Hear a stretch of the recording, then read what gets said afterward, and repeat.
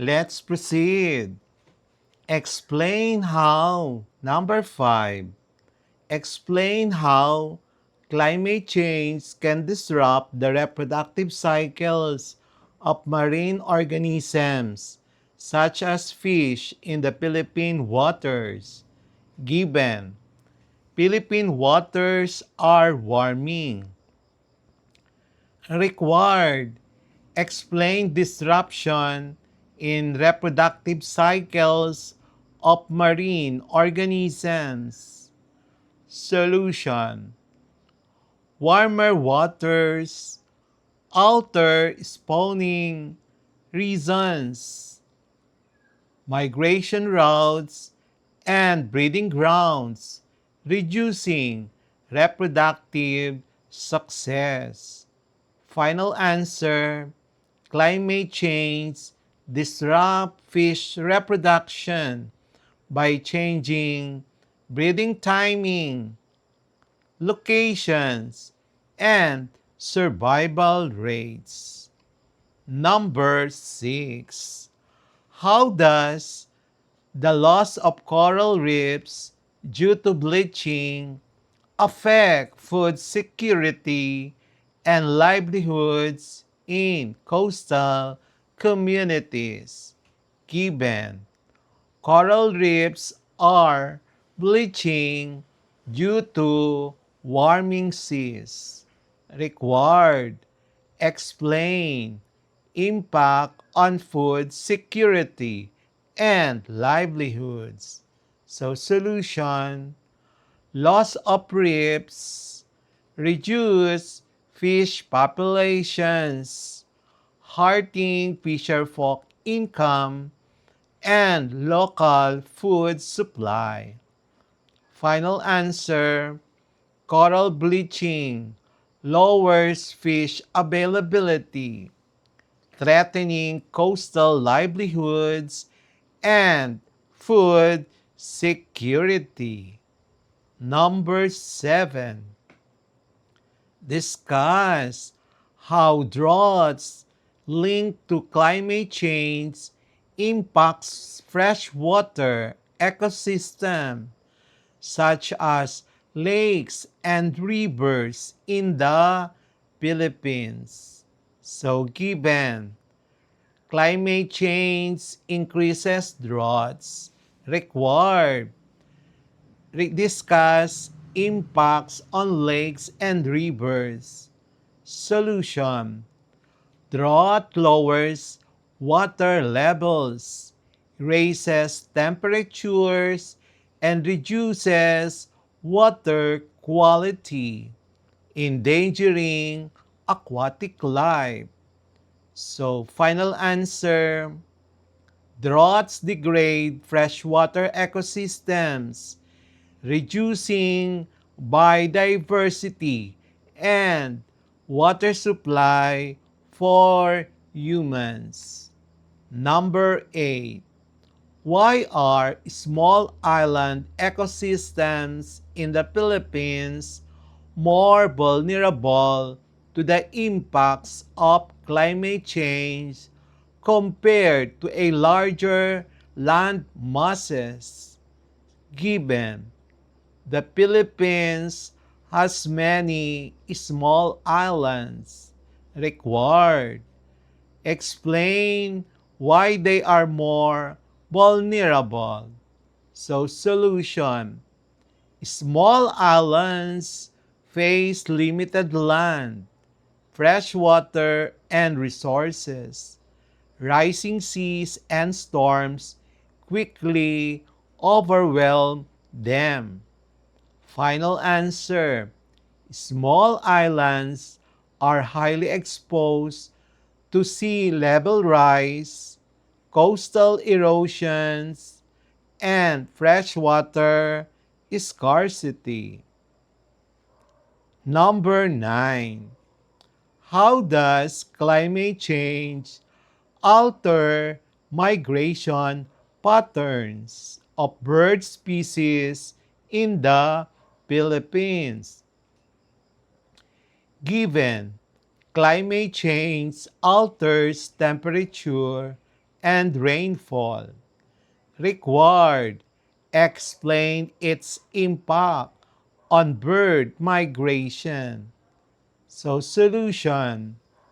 Birds depend on seasonal cues for migration.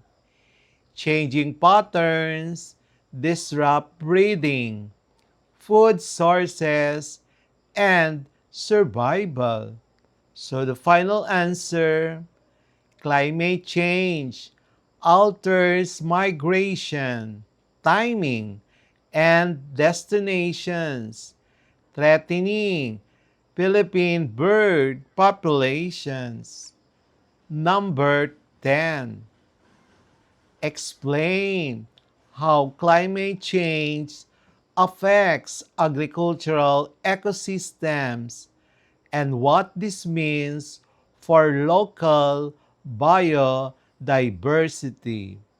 So, given agriculture is sensitive to rainfall and temperature, required explain climate change effect and implications for biodiversity. Solution. Unstable rainfall reduces crop yields and stresses native plants, causing biodiversity loss. Final answer. Climate change weakens agriculture and reduces local biodiversity, threatening food security. Number 11.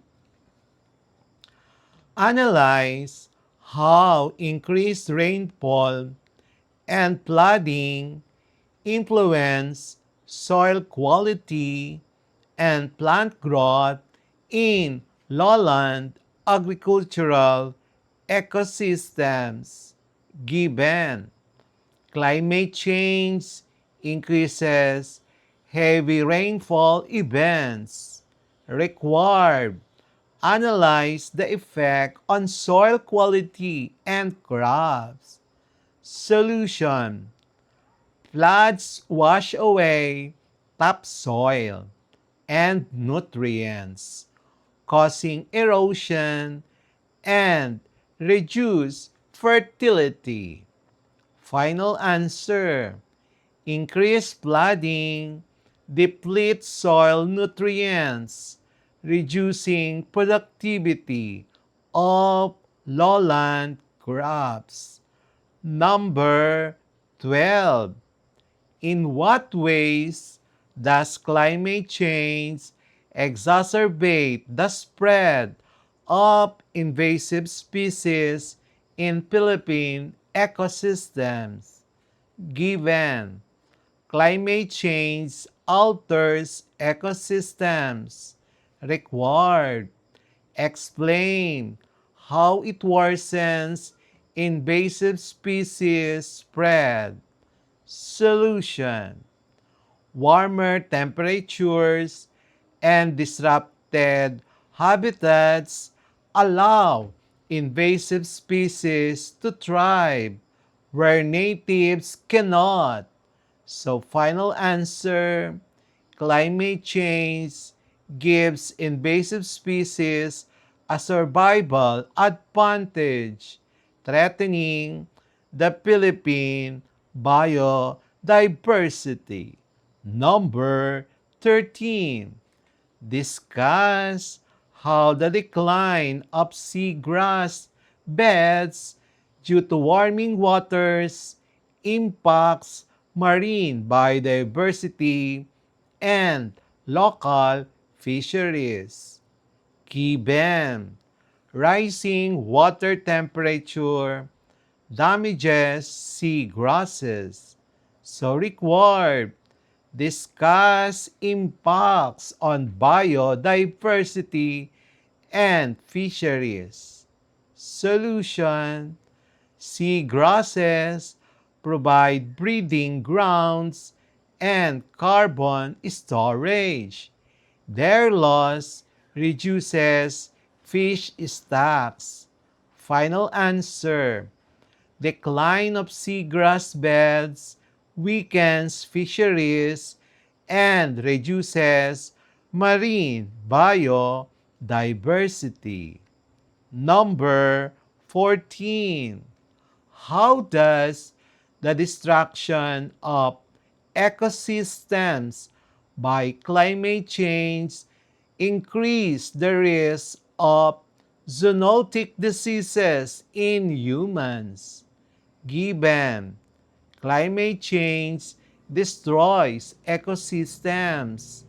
Required. Explain the link to zoonotic diseases. Our solution: habitat loss forces wildlife closer to humans, increasing disease transmission. Final answer: destroyed ecosystems raise human exposure to wildlife-borne diseases. Number 15.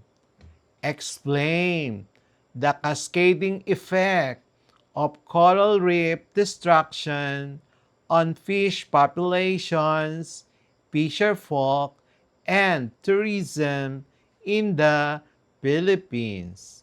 So we're given coral reefs are degrading. Required. Explain cascading effects. Solution: reef loss reduces fish, thereby fisher folk lose income. And then tourism declines. Final answer: coral reef destruction reduces fish, harming livelihoods and tourism in the Philippines. Number 16. How can climate change disrupt the delicate balance of predator-prey relationships in Philippine ecosystems? So given climate change disrupts ecosystems, required explain effects on predator and prey relationships. Solution: shifts in species survival and migration alter natural balances, causing overpopulation or decline. Final answer: climate change destabilizes predator-prey dynamics, threatening ecosystem balance. Number 17. Why are upland ecosystems such as the Cordillera Mountains highly sensitive to changes in temperature and rainfall? Given the Cordillera and other uplands face climate change, required explain their sensitivity. Solution: uplands depend on stable rainfall and temperatures. Small changes cause landslides, droughts, and biodiversity loss. The final answer: upland ecosystems are highly sensitive to rainfall or temperature shifts, making them fragile to climate change. We will have the next part of our quarter 3 biology lesson 10.